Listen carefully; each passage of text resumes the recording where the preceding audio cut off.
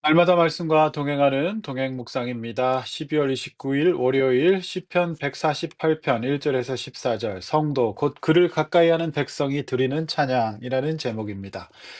찬양은 성도의 특권이고 능력이고 은혜입니다. 이 세상 그 어떤 분보다 우리 하나님이 찬양받으실 분이시고 찬양을 받으실 만한 충분한 이유가 있으신 분이라는 것을 고백하는 겁니다. 오늘 시편 148편이 말씀하고 있는 찬양의 이유는 무엇일까요? 성도 여러분, 올해도 이제 오늘을 포함해서 3일밖에 남지 않았습니다. 남은 3일 동안 이 시편 말씀 묵상하면서 이 시편 말씀의 고백이 나의 고백이 될 수 있도록 기도하시고 찬송하시는 성도님들 되시기를 바랍니다. 본문 보겠습니다. 1절 말씀 할렐루야 하늘에서 여호와를 찬양하며 높은 데서 그를 찬양합니다. 2절 모든 천사여 찬양하고 모든 군대여 그를 찬양하라고 합니다. 3절 심지어 해와 달도 그를 찬양하고 밝은 별들도 그를 찬양합니다. 4절 하늘의 하늘도 그를 찬양하고 하늘 위에 있는 물도 그를 찬양합니다. 그렇습니다. 하나님은 모든 높으신 권세 위에 높으신 분이십니다. 하나님의 피조물인 인간으로서 하나님을 찬양하는 일이 너무나도 당연한 것은 인간이 범접하기 어려운 하늘과 권세와 하늘의 하늘도 찬양하는 분이 바로 우리 하나님이시기 때문입니다. 연말 송구영신을 앞두고 있는 이 시점에 오늘 내 안에 하나님은 어떤 분이실까요? 오늘 시편 기자가 고백하듯이 높고 위대하신 분 맞습니까? 하나님을 무기력하고 무능력한 분으로 여기고 계시지는 않습니까? 절대 그렇지 않습니다. 우리 하나님은 높고 위대하신 분이십니다. 오늘 우리는 이 말씀을 붙잡고 이 고백이 나의 고백이 되도록 성령의 도우심을 구하고 간절히 기도해야 됩니다. 오늘 시편 말씀이 고백하고 있는 하나님, 찬양받으실 하나님이 나의 하나님이 되셔야 합니다. 이 연말 우리 하나님이 내 영혼에서 찬양을 받으시지 않는다면 얼마나 안타깝습니까? 우리 하나님은 찬양받으셔야 될 분입니다. 내 마음과 내 영혼이 회복될 수 있도록 여러분 이 말씀 붙들고 기도하시기를 바랍니다. 성도 여러분, 연말 우울한 나의 환경 때문에 나 하나님을 찬양하는 입술을 닫고 내 영혼이 시들어가고 있지는 않습니까? 우리 모두 하나님을 바라보고 높여드려서 오늘 마지막에 나온 말씀처럼 하나님을 가까이 하는 자가 받을 수 있는 은혜, 우리를 높여주시는 은혜를 받을 수 있는 연말 되시기를 바랍니다. 5절 말씀, 아무리 춥고 어려울지라도 하나님은 여전히 여호와의 이름을 찬양하라고 명령하고 있습니다. 명령이죠. 우리는 그분의 지으심을 받은 피조물이기 때문에 그렇습니다. 6절 그 명령은 패하지 못할 명령입니다. 어떤 상황 속에서도 패해서는 안 됩니다.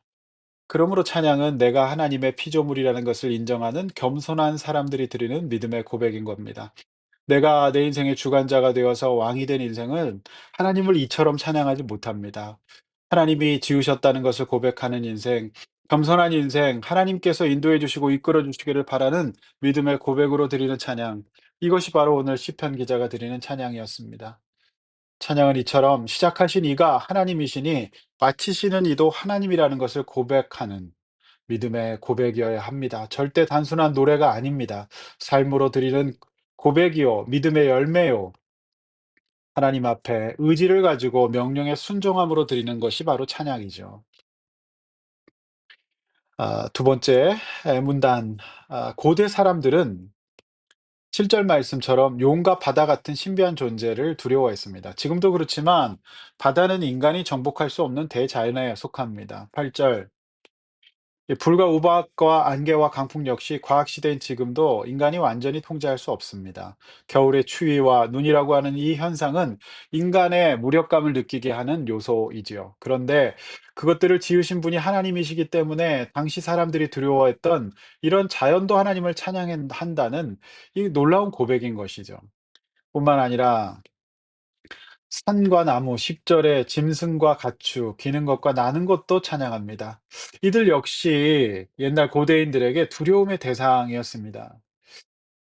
지금도 산은 두려움의 대상이죠. 그리고 극지방에 사는 곰과 같은 맹수의 위협이 아직도 인간을 위협하고 있지 않습니까? 그래서 여기에 나오는 이 요소들은 당시 사람들, 이 시편 기자가 살았던 그 당시 사람들이 되게 두려워했던 겁니다. 근데 이런 것들도 하나님을 찬양한다고 하니까 이 고백 가운데 많은 의미가 담겨 있는 것이죠. 우리 가운데 지금 현대의 불과 우박 안개, 산들과 작은 산, 괴수, 백항목, 그리고 짐승과 같은 것들 여전히 있습니다. 근데 이런 것들을 두려워하기 시작하면 하나님을 찬양할 수가 없는 거죠. 자연이 그렇다면 11 절부터는 권세 위에 높으신 하나님을 찬양하고 있습니다. 11절 세상의 왕들, 고관들, 재판관들도 찬양합니다. 지금도 이 법관은 우리 사회 최고 엘리트로서 사람의 생사 여탈권을 쥐고 있기 때문에 높은 권세로 인정받고 있습니다. 그러나 그 어떤 권세도 하나님 아래에 있는 피조물일 뿐입니다. 12절 총각과 처녀, 즉 젊은이나 노인들, 아이들 모두가 13절 째 하나님을 찬양하는 것이죠. 왜냐하면 그분이 홀로 높으신 분이시고 그의 영광이 하늘 위에 가장 뛰어나기 때문입니다. 세상을 살아가다 보면 젊은 만큼 힘과 능력이 있고 부러운 것이 없다는 생각을 하게 될 때가 있지 않습니까? 그러나 그 젊음의 찬란함도 하나님보다는 못하다라고 하는 겁니다. 따라서 젊음의 때에 그때부터 하나님 찬양해야 합니다. 그분을 높여야 합니다. 그분 앞에 겸손해야 됩니다. 그 누구도 영원한 젊은이는 없기 때문이죠. 마지막 14절 이런 높고 위대하신 하나님을 우리 성도들은 높여 드립니다. 하나님은 성도, 즉 성도는 누굽니까? 하나님과 가까이 하는 영적인 이스라엘 백성, 우리를 말합니다. 우리의 찬양을 받으신다. 이렇게 고백하고 있는 것이죠. 하나님을 가까이 합시다. 하나님을 가까이 하지 않고 노래만으로 찬양하는 거 찬양 아니라는 겁니다. 오늘 하루 이 연말 또 다가오는 새해에 하나님과 가까이 동행하고 찬양하는 성도 됩시다. 그리고 우리의 신앙이 우리의 삶 가운데 실제가 되도록 우리가 두려워하는 것들 너무 많습니다. 그런데 그것이 우리의 찬양과 하나님을 가까이 하는 일에 방해가 되지 않도록 성령님의 도우심을 간절히 구하십시다. 그래서 기도가 필요한 겁니다. 하나님을 높이십시다. 그때 작고 연약한 우리의 인생이 그 은혜로 높여지는 은혜가 있으시기를 주님의 이름으로 간절히 축원합니다. 하나님 아버지, 예나 지금이나 우리의 찬양을 가로막는 요소들은 너무 많습니다. 당시 시편 이 고대 사람들이 느꼈던 용과 바다, 불과 우박, 눈과 안개, 산과 짐승, 심지어 젊음까지 다 하나님을 찬양한다고 고백했습니다. 하나님 아버지, 우리가 두려워하는 거 너무 많고 어려운 것들 많습니다. 그러나 창조주 하나님, 지금까지 인도해 오신 하나님, 그 하나님 믿고 우리 하나님 높여드려서 하나님을 가까이 하고 찬양할 때 우리 하나님께서 연약한 우리들을 높여주시는 은혜가 있는 연말과 연시, 송구영신 될 수 있도록 도와주시옵소서. 우리의 이 고백이 실제가 되도록 인도하여 주시고 오늘 이 아침 주님 말씀 붙들고 기도하는 성도들에게 성령으로 임하셔서 찬양받아 주시옵소서. 높여 주시옵소서. 문제를 풀어 주시옵소서. 예수님의 이름으로 기도하옵나이다. 아멘.